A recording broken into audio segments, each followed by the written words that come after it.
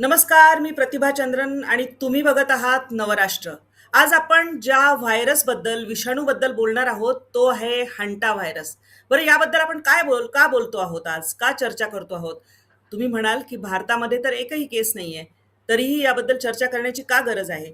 तर काही महत्त्वाच्या गोष्टी आहेत. एकतर या व्हायरसची चर्चा का सुरू झाली? तर एका क्रूझवर जे काही प्रवासी होते त्यांच्यामध्ये हा अँडेन प्रकारचा व्हायरस आहे, त्या क्लासमधला हा विषाणू आहे आणि त्याची लागण दिसून आली. ही होते कशी? संसर्गातून होते का? तिचे परिणाम काय काय होत जातात? ती आधी कुठे लक्षणं सुरुवातीची काय असतात? उपचार काय असू शकतात? या सगळ्यावर चर्चा करण्यासाठी डॉक्टर उदय निरगुडकर सर आपल्यासोबत आहेत. सर, तुमचं खूप खूप स्वागत. पहिल्यांदा तर नमस्कार. नमस्कार सर. WHO नी तशा काही महत्वाच्या गाईडलाईन्स अद्यापपर्यंत याबद्दल सांगितलेल्या नाहीत. भारतामध्ये म्हणाल तर जे 2 प्रवासी फक्त होते ते पण त्यांच्यावरती लक्ष ठेवून आहे, क्वारंटाईनमध्ये एका अर्थाने आहेत असं म्हणायला पाहिजे, ऑब्झर्वेशनमध्ये खरं म्हणजे. अ, ह्या व्हायरसची चर्चा कशी सुरू झाली इथपासूनच आपण सुरू करूया आणि आपण आज हा विषय का मांडतो आहोत. कसं आहे माहिती का, धोके 3 प्रकारचे असतात. एक धोका तुमच्या समोर दिसत असतो. म्हणजे उदाहरणार्थ एखादा ॲव्हलांच आपल्या समोर येतोय, एखादं वादळ आपल्या समोर येतोय, एखादा भूकंप आपल्या समोर येतोय, हे आपल्या समोर घडत असतात. दुसरं आहे ते सदा सर्व काळ भेडसावणारे काही आहेत. म्हणजे दुष्काळ आहे की जो वर्षानुवर्ष आपल्याकडे चाललेला असतो, हा धोका आहे. आणि ते काही काळाने त्याचा फटका आपल्याला बसू शकतो, असा धोका. आता यातला जो तिसरा म्हणजे काही काळाने फटका बसू शकायची शक्यता आहे, असा जर कुठला आत्ता साथीचा रोग असेल तर तो म्हणजे दूर कुठेतरी ज्याची लागण झालेली आहे आणि ज्याच्यावर तो आत्ता नियंत्रणात आहे. तुर्तास आपल्याला अजिबात त्याचा धोका नाही, कुठलंही पॅनिक व्हायचं कारण नाही. फक्त जनजागृती करता म्हणून आपल्याला असा कार्यक्रम करावा लागणार आहे. ह्याचा विषय काय झालाय मला सांगा, की 30 जानेवारी 2020 या दिवशी भारतामध्ये पहिला केरळमध्ये कोरोनाचा आपल्याला पेशंट सापडला आणि हो. त्याच्यानंतर ही वॉज टेस्टेड पॉझिटिव्ह. आणि त्याच्यानंतर तुम्हाला सांगतो, बरोबर 6 महिन्यात 6 महिन्यामध्ये 13 लाख केसेस आणि 6 लाख डेथ्स 216 देशात झाल्या. आणि भारतामध्ये त्याची पहिली वेव्ह त्यावेळेला जोरदार सुरू झाली. म्हणजे तुम्हाला 4 ते 6 महिन्याचा फक्त फक्त वेळ मिळाला आहे. आणि भारतामध्ये त्यावेळेला एक पॅन्डेमिक म्हणजे ही साथ आहे असं डिक्लेअर केलं. हे सगळं मला आठवायचं कारण असं आहे की जर या संदर्भातली जागृती आपण केली नाही तर लोक केअरलेस राहतात, बेदरकार राहतात. दुसरं, याविषयी योग्य माहिती दिली नाही तर व्हॉट्सॲप युनिव्हर्सिटीला बळ येतं आणि व्हॉट्सॲपवरून वाटेल त्या माहितीला लोक बळी पडतात आणि ती त्यांना खरी वाटायला लागते. म्हणून एक धोक्याची सूचना की तुमच्या वैयक्तिक वागणुकीत कसा फरक पडला पाहिजे.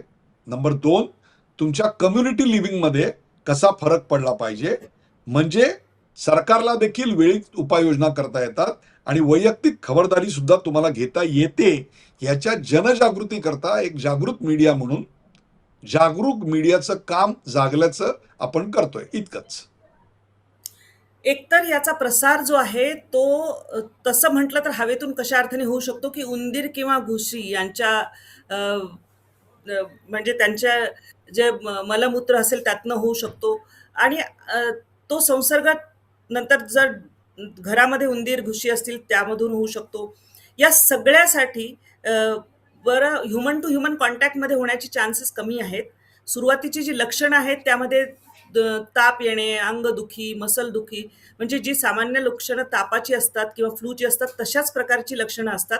नंतर ती लक्षणं वाढत जातात आणि फुफ्फुसामध्ये त्याचा संसर्ग होऊ शकतो. सर, नेमकं याबद्दलचं अधिक तुम्ही सांगावं असं मला वाटतं.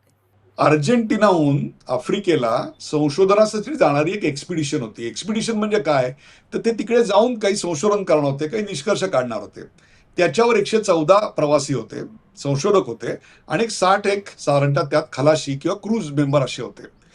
1 एप्रिल 2026ला एक्सपिडिशन निघालं आणि त्यानंतर 11 एप्रिलला 70 वर्षाचा एक डच प्रवासी होता, त्यांचा मृत्यू झाला. त्याच्या आधी लक्षणं काय होती, तर तुम्ही जे आता वर्णन केलं तीच होती.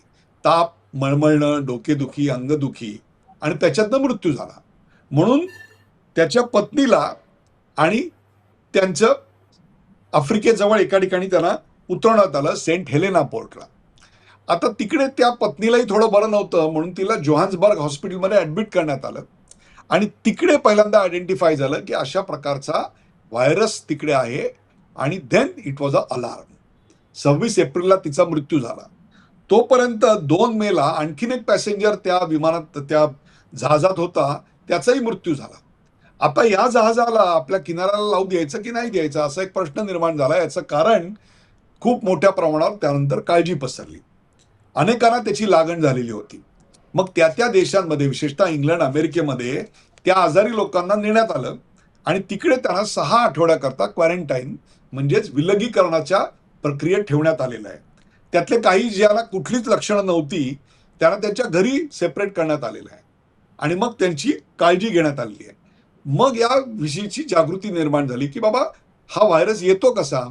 तर HIV सारखा हा व्हायरस काही पर्सनल कॉन्टॅक्टमधून किंवा लाळेतून किंवा सेक्स्युअल ट्रान्समिशन मधून येतो तर अजिबात नाही. तर हा जो येतोय तो व्हायरस जो येतो तो man to animal, animal to man यांच्या कॉन्टॅक्ट मधून येतो. आणि म्हणजे तो जो ॲनिमल टू मॅन कॉन्टॅक्ट आहे याचे आपल्याकडे अनेक रोग आहेत. निपा आहे आपल्याकडे, त्याच्यानंतर एव्हियन फ्लू आहे, इबोला आहे, मंकी पॉक्स आहे, अशा प्रकारचे अनेक रोग आहेत. तसाच हा एक रोग आहे, परंतु हा रोग अत्यंत नवा आहे. त्याविषयी भारतामध्ये आतापर्यंत कोणत्याही प्रकारच्या केसेस आपल्याला दिसलेल्या नाहीत. याला कोणत्याही प्रकारचं व्हॅक्सिन नाही. त्यामुळे याची लक्षणं लक्षात आल्यानंतर ताबडतोब त्यावर उपाययोजना चालू करणे हा एकमेव पर्याय आहे आणि it is not a serious disease at this point of time. पण दूध एकदा आपण पिताना ओठ पोळले, जीभ भाजली की आपण ताकही फुंकून पितो. तशा जागृती करता हा आपण कार्यक्रम करतोय की कोरोनाच्या वेळेला तो व्हायरसच माहिती नव्हता. तो प्रोटीनच्या आवरणाखाली यायचा आणि तुमच्या शरीरात श्वासनलिकेत गेला की प्रोटीनचे कपडे काढून टाकायचा. म्हणजे आता इथे चौकीदाराच्या वेशात कोणतरी येतं, नंतर चौकीदाराचा वेश काढून टाकतं आणि आतमध्ये दहशतवादी गोळ्या घालायला लागतो. तसा आपल्याकडे कोरोना व्हायरस होता. पण हा तसा नाहीये. याची पूर्ण आपल्याला माहिती आहे. आणि अमेरिकेमधला एक सिंगर आहे जेन हिकमन, त्या जेन हिकमन आणि त्याची बायको त्यांच्या फार्म हाऊसवर काही वर्षापूर्वी होते, तेव्हा त्यांचा मृत्यू पहिल्यांदा अशा प्रकारच्या रोगानं झाला. तेव्हा संपूर्ण अमेरिका खळबळून जागी झाली आणि त्याविषयीची माहिती पहिल्यांदा समाजाला झाली. आता सुद्धा डिले झाला का, तर हो डिले झाला. 20 दिवस लागले WHO ला कन्फर्म करायला आणि त्याच्यानंतर मात्र पावलं अत्यंत वेगानं उचलली गेली. याचं कारण कोरोनाचा अनुभव गाठीशी होता. त्यामुळे याच्यात पॅनिक होण्यासारखं अजिबात काही नाही, परंतु काळजी घेण्यासारखं मात्र भरपूर आहे. आणि ती काळजी म्हणजे जर कुठल्या संशयास्पद अशा एखाद्या सरफेसला हात लावलात की जिकडे उंदीर किंवा अशा घुशी वगैरे आहेत तर तुमचे हात वारंवार धुणे. अशा कोंदट खोलीत तुम्ही गेलात की जिकडे त्यांचं मलमूत्र अनेक मोठ्या प्रमाणात विसर्जित झालेलं आहे तर त्या ठिकाणी तुम्ही मास्क घालून जाणे. अशा ठिकाणी जंगलात जर तुम्ही गेलात की जिकडे तुमचा स्पर्श त्यांच्या विष्ठेला झालेला असेल तर त्याच्यावर तुम्ही लगेच हात स्वच्छ करणे हा त्याचा उपाय आहे. Nothing to panic. अगदी बरोबर आहे. स्वच्छता ही जी आपल्याला कोरोनाच्या काळामध्ये सांगण्यात आली होती की आपण काय केलं पाहिजे, बाहेरून आल्यानंतर हात धुतले पाहिजेत, हात कशा प्रकारे धुतले पाहिजेत, या सगळ्या गोष्टीची ज्या प्रकारची एक ॲडव्हायझरी ज्याला म्हणता येईल जी होती, तशीच आता काही प्रमाणामध्ये जेव्हा तुम्ही अशा ठिकाणी जाल की जिथे बरीच अडगळ असू शकते, त्या ठिकाणी जाल तेव्हा करायची आहे. आणखी काही महत्त्वाच्या गोष्टी म्हणजे या व्हायरसच्या बद्दल आता पर्यंत तशी भीती बाळगावी अशी जरी परिस्थिती नसली तरी सुद्धा भारतामध्ये सुद्धा एक जे सांगितलं जातंय की तुमच्या घरामध्ये कसं वातावरण असावं, तर घरामध्ये प्राणी खास करून उंदीर, घुशी वगैरे येत असतील तर ते सगळे त्याचे जे आउटलेट्स आहेत जिथून येण्याची शक्यता आहे ते बंद ठेवावेत. त्यांचा घरात वावर नसावा या पद्धतीचं. कारण आणखी एक सर अलार्मिंग असं वाटतं की या हा जेव्हा फुफ्फुसापर्यंत पोहोचतो तेव्हा तो जास्त गंभीर रूप धारण करतो आणि मृत्यूचं जे प्रमाण आहे ते 33% इथपर्यंत सांगितलं गेलेलं आहे. कारण जर तो ऍडव्हान्स स्टेजला गेला तर. म्हणून त्याबद्दल काय काय वस्तुस्थिती आहे. पण मला असं वाटतं prevention is better than cure. त्यामुळे याच्यात जेवढी आपण काळजी घेऊ, जी आपण कोरोनाने आपल्याला शिकवलेली आहे तीच पथ्य जर पाळली तर याच्याबद्दलचा कुठलाही त्रास कोणालाही व्हायची सुतराम शक्यता आत्ता तरी नक्की नाहीये. भारतात याचा एकही रोगी आतापर्यंत आलेला नाही. It's a known virus and we know how to deal with it.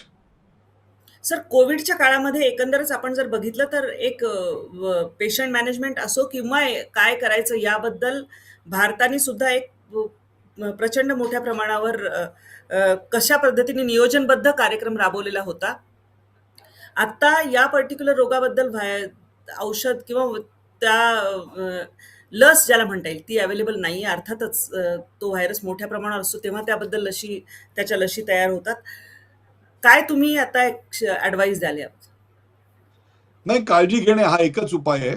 भारतामध्ये हा रोग यायची शक्यता अत्यंत कमी, जवळपास नाही आहे. परंतु कोरोनाच्या वेळी असंच होतं. एक पहिली केस केरळमध्ये आली आणि त्याच्यानंतर 6 महिन्यामध्ये आपल्याकडे त्याची साथ संपूर्ण भारतात पसरली. त्यामुळे विमान प्रवास तर कधी थांबवता येणार नाहीयेत. त्याचा प्रसार अशा पद्धतीने कोरोनाचा जसा श्वासातून किंवा हवेतून होत होता तसा याचा प्रसारही देखील होत नाही. तुम्ही जर ॲनिमल वेस्टच्या संपर्कात आला तरच होऊ शकतो, ज्याची शक्यता अत्यंत कमी आहे. म्हणजे नगण्यच आहे असं म्हटलं तरी हरकत नाही. परंतु जर या विषयाची माहिती नसेल तर रोगापेक्षा व्हॉट्सॲप युनिव्हर्सिटीतनं येणारी रोगाची माहिती जास्त भीषण असू शकते. Misinformation is very bad, disinformation is more bad. म्हणून हा कार्यक्रम आपण करतोय. तर हंटा व्हायरस बद्दलची प्राथमिक स्वरूपातली माहिती आणि तुम्ही काळजी कशा प्रकारे घ्यावी याबद्दल तुमच्यापर्यंत पोहोचवण्याचा आमचा हा एक प्रयत्न होता. तुम्हाला नेमकं या व्हिडिओबद्दल काय वाटतं, याबद्दल तुम्ही काही वाचलं आहे का? आणि सगळ्यात महत्त्वाचं आवाहन म्हणजे व्हॉट्सॲप युनिव्हर्सिटीवर मुळीच विश्वास ठेवू नका. कारण एकतर ते तुम्हाला चुकीची माहिती देऊ शकतात, चुकीचा सल्ला देऊ शकतात किंवा घाबरवूनही सोडू शकतात. यामुळे जर कधी कुठलीही लक्षणं दिसली तर आधी डॉक्टरशी संपर्क करा आणि स्वच्छतेच्या ज्या सवयी आपण कोविडच्या काळामध्ये लावून घेतल्या होत्या त्या आपल्या जीवनशैलीचा एक भाग असायला हवा. तुम्हाला काय वाटतं? तुमची मतं आम्हाला अवश्य कळवा आणि चॅनलला सबस्क्राईब करायला विसरू नका. तूर्तास मी आणि निरगुडकर सर आपली रजा घेतो. धन्यवाद. धन्यवाद.